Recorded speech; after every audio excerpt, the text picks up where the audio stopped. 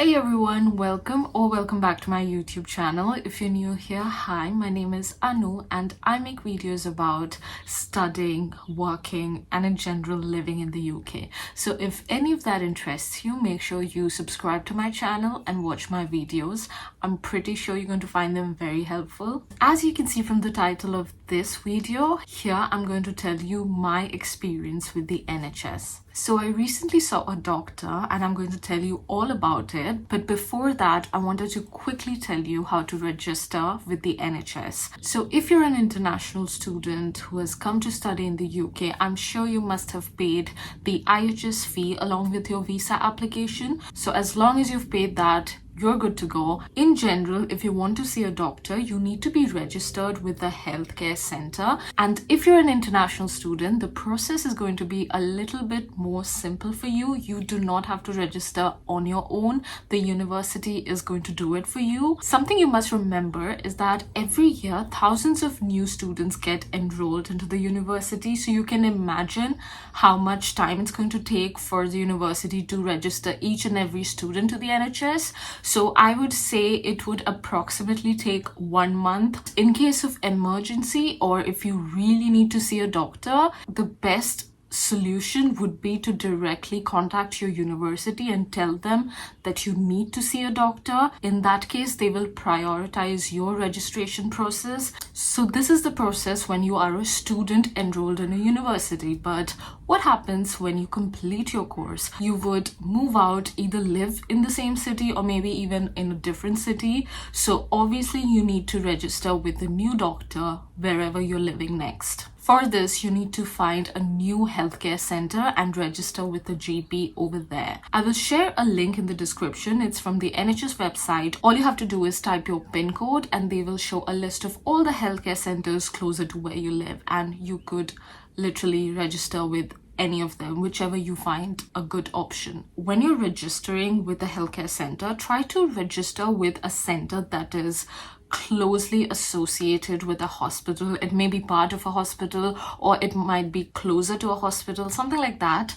Like, it's best to be registered with a place that is related to a hospital. And that's because this is something I've personally experienced. My current healthcare center is a part of a bigger hospital, and because of that it's got a lot of facilities, so I don't really need to go anywhere else for anything else.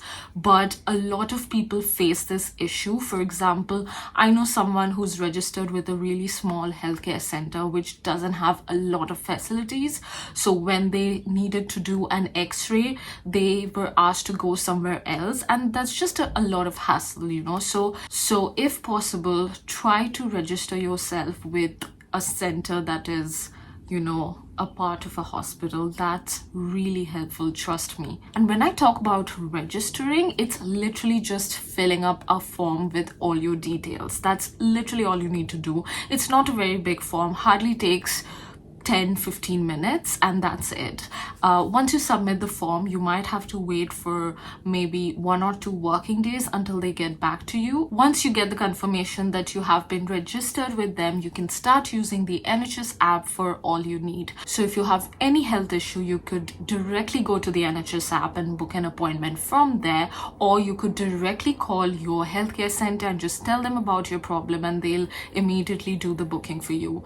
And the thing is, you may not get an appointment on the same day, but of course if your situation is super urgent, they will try to fit you in, or they would suggest you go somewhere else. If your situation is not super urgent and if it is possible to wait for a couple of days, then you would definitely have a very peaceful, quiet experience. If your situation is super urgent, there are a lot of walking centers where you could go. You do not need an appointment, but the only problem with the walking centers is that you would have to wait a lot. It's a lot chaotic there, lots of people waiting for hours. It's not a very good situation. Also, when you're registered with the healthcare center, you will be given a specific GP, but when you're booking an appointment, it's not really compulsory that you need to visit the assigned GP only. You can pick and choose and go and visit somebody else as well. You can visit anybody who's working in that healthcare center. So yes, that was a quick summary about everything you needed to know about the NHS. And now coming to my experience with the NHS. So recently I had a bit of an issue with my back and I had to get a couple of blood tests done, for which I had booked an appointment. I got my appointment a week after contacting my healthcare center, and my situation was not really very urgent, so it was not a problem for me to wait for a week. I'm going to share some videos with you which I clicked over there so you could see what the healthcare center is like and what the process is like and what really happens in booked appointments. I've just come to the hospital/clinic and I'm waiting for my appointment.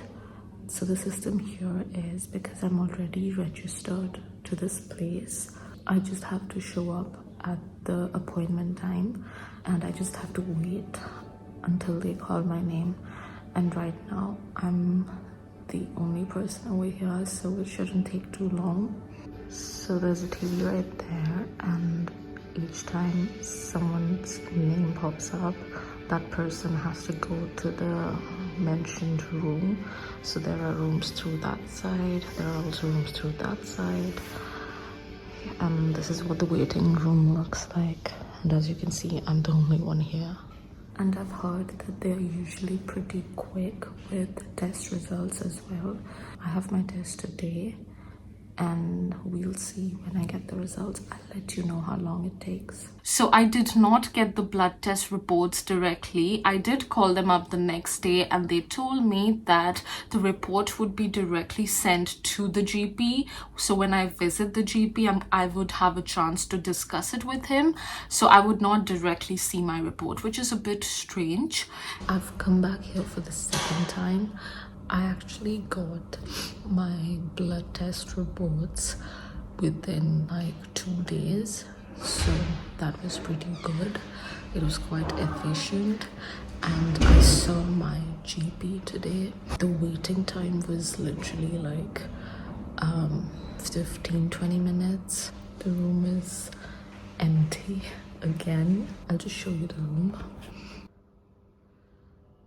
After my second appointment, I was told that if there is any issue with my report, only then they would reach out to me and I would have to see the doctor again. If my reports are normal, they're not going to contact me. So yeah, that was my experience. I just wanted to share this because I know there's a lot of information out there about NHS being horrible and people having horrible experiences. So I just wanted to share my perspective just to tell you that it's not all bad. I'm happy with my experience. It was very smooth, so you don't have anything to worry about. But I hope you don't have to see the NHS. I hope you stay healthy, and thank you so much for watching this video. If you found this video helpful, make sure you like this video and subscribe to my channel. And once again, thank you so much for watching. I'll see you guys again very soon. Goodbye.